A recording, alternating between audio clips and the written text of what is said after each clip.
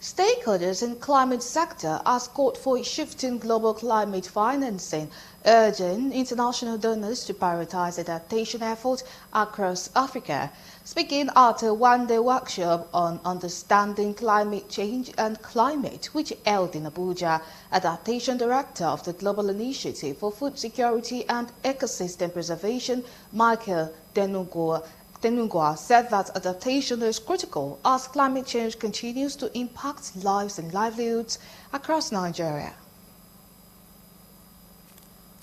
Reports from 2021 upwards shows that just about $11 billion have come into Africa as a whole.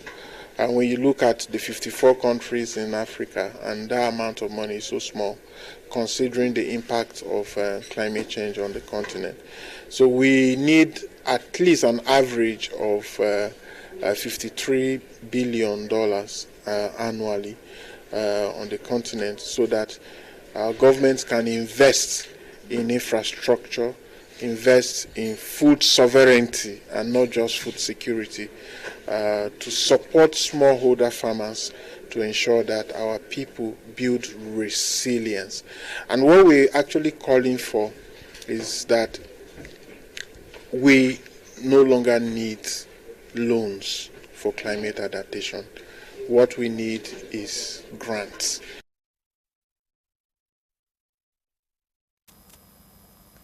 On funding, Terungwa noted that while Africa needs around $53 billion annually for climate adaptation, it has received only $11 billion since 2021, a wonder against the current cycle, where countries borrow to build infrastructure that is later destroyed by climate disaster, while the debt remains, but proposed the inclusion of zero movement clauses in climate finance agreements to prevent lenders from profiting off climate-related losses.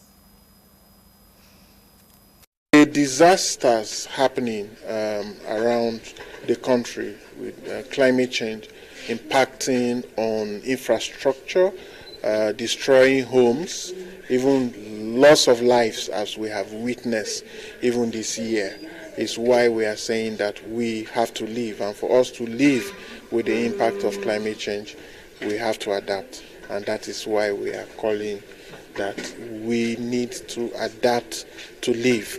And for us to do this, we need the right finance and funding to be shifted from mitigation to adaptation, as currently is.